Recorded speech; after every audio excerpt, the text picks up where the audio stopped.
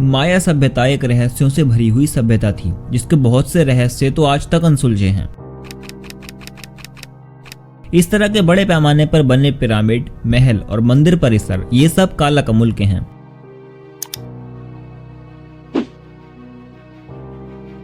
लगभग 250 से 900 ईस्वी के बीच के जब ये सभ्यता अपने चरमोत्कर्ष पर थी, तो आखिर इतनी समृद्ध सिविलाइजेशन का पतन कैसे हुआ?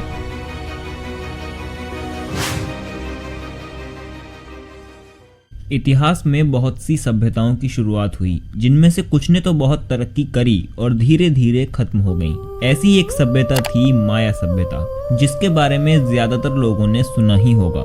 इस सभ्यता के बारे में वैज्ञानिक काफी सालों से पता लगा रहे हैं कि यह सभ्यता कैसे खत्म हुई, लेकिन अभी तक किसी के पास इसका कोई सटीक जवाब नहीं है। तो आइए जानते हैं क्या है माया सभ्यता का हैरान करने वाला इतिहास। माया सभ्यता एक मीसो अमेरिकन सिविलाइजेशन थी। ये सभ्यता ग्वाटेमाला, मैक्सिको, होंडुरास और युकाटन प्रायद्वीप में स्थापित थी। माया सभ्यता मैक्सिको की एक महत्वपूर्ण सभ्यता थी। इस सभ्यता की शुरुआत 1500 ईसा पूर्व हुई थी। ये सभ्यता 300 ईस्वी से 900 ईस्वी के दौरान अपनी प्रगति के शिखर पर पहुंची। इस सभ्यता के महत्वपूर्ण केंद्र मैक्सिको, ग्वाटेमाला, होंडुरास और एल सल्वाडोर में थे। ये एक कृषि पर आधारित सभ्यता थी। इस सभ्यता का अंत 16वीं शताब्दी में हुआ, लेकिन इसका पतन 11वीं शताब्दी से ही शुरू हो गया था। दोस्तों, बहुत से विद्वान इस सभ्यता को, जो कि अमेरिका में फली फूली थी, हिंदुओं से और भारत से भी जोड़ते हैं। उनके तर्क के पीछे का क्या राज है, वो भी मैं आपको इस वीडियो में बताऊंगा। वीडियो में आगे बढ़ने से पहले चैनल को सब्सक्राइब जरूर कर लें। माया सभ्यता का पंचांग 3114 ईसा पूर्व शुरू किया गया था। इस कैलेंडर में हर 394 वर्ष के बाद बाक्तून नाम के एक काल का अंत होता है। 21 दिसंबर 2012 को उस कैलेंडर का 13वां बाक्तून खत्म हुआ था। माया सभ्यता के कैलेंडर में बहुत से धार्मिक त्योहारों और खगोलीय घटनाओं का वर्णन मिलता है। माया सभ्यता के इसी कैलेंडर के आधार पर भविष्यवाणी की गई थी कि साल 2012 में दुनिया खत्म हो जाएगी। हालांकि ये भविष्यवाणी गलत साबित हुई।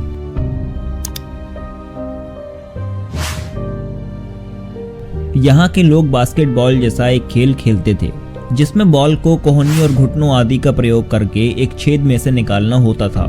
खास बात यह थी कि इस खेल में जीतने वाले का सर कलर कर दिया जाता था, यानी जीतने वाली टीम के कैप्टन का सर कट दिया जाता था, क्योंकि इनका मानना था कि ये एक तरह का सैक्रिफाइस है। दोस्तों, यहाँ पर नरबलि का अत्यधिक प्रचलन था। यहाँ एक सिनोट यानी सिंक होल भी था, जहाँ पर मुख्यतः छोटे बच्चों का सैक्रिफाइस किया जाता था, क्योंकि इनका मानना था कि बच्चों में बहुत ज्यादा प्योरिटी होती है। राजा बनने पर भी यहाँ पर नरबलि दिए जाने की प्रथा थी।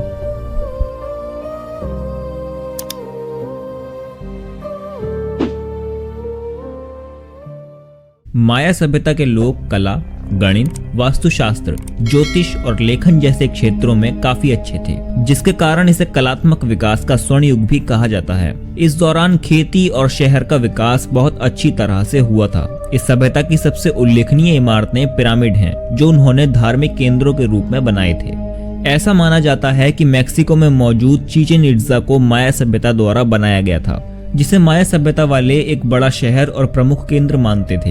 ये यूनेस्को वर्ल्ड हेरिटेज साइट्स में शामिल है। चिचेन इट्जा में आकर्षण का केंद्र पिरामिड एल कैस्टिलो है। पहले पर्यटक इस पर चढ़ते थे, लेकिन बाद में इस पर रोक लगा दी गई। फिलहाल यहाँ करीब 42 मीटर ऊंचा नोहच मुल ही एकमात्र ऐसा पिरामिड है जिस पर पर्यटकों को चढ़ने की अनुमति दी गई है। माया शासन व्यवस्था की कोई खास जानकारी तो नहीं है, लेकिन ऐसा माना जाता है कि माया शासक सामान्यतः पुरुष हुआ करते थे। कभी कभी रानियां भी शासन करती थीं। राजा का पद पैतृक था।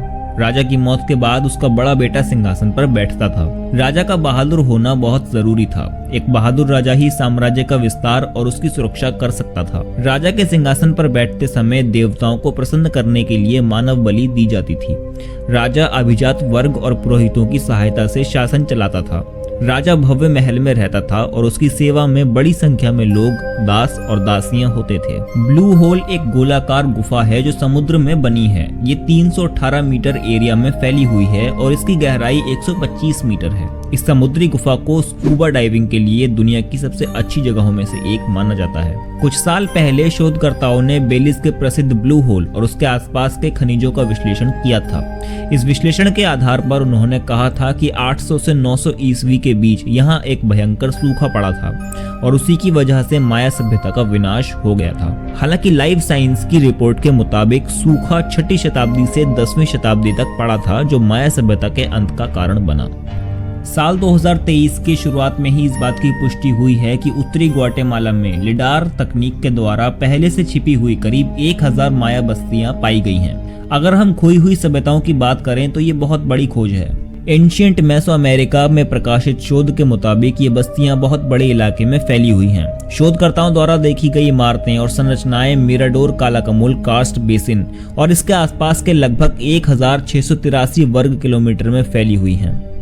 यहाँ बस्तियां करीब 1000 ईसा पूर्व से 250 ईसा पूर्व के बीच बसी होंगी। लेकिन इससे भी ज्यादा हैरान करने वाली बात यह है कि उत्तरी ग्वाटेमाला और दक्षिणी मैक्सिको के घने जंगलों में ही वैज्ञानिकों को सड़कों का एक प्राचीन जाल मिला है, जो शायद धरती का पहला हाईवे नेटवर्क रहा होगा।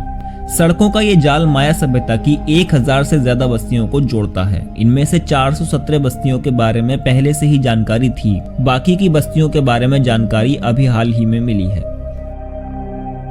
ये तो आप जानते ही होंगे कि भारतीय संस्कृति और सभ्यता दुनिया की प्राचीनतम संस्कृतियों में से एक है। मध्य प्रदेश के भीमबेटका में पाए गए 25,000 साल पुराने शैल चित्र, नर्मदा घाटी में की गई खुदाई और मेहरगढ़ के अलावा कुछ अन्य निर्वंशीय और पुरातत्वीय प्रमाणों से ये सिद्ध हो चुका है कि भारत की भूमि आदि मानव की प्राचीनतम कर्म भूमि रही है। यहीं से मानव ने अन्य जगहों पर बसावट करने की शुरुआत करी थी और वैदिक धर्म की नींव रखी थी। बहुत से अमेरिकन इतिहासकार भी मानते हैं कि भारतीय आर्यों ने ही अमेरिका महाद्वीप पर सबसे पहले बस्तियां बनाई थी। अमेरिका के रेड इंडियन वहां के आदि निवासी माने जाते हैं और हिंदू संस्कृति वहां पर आज से हजारों साल पहले पहुंच गई थी। माना जाता है कि ये बसावट महाभारत काल में हुई थी।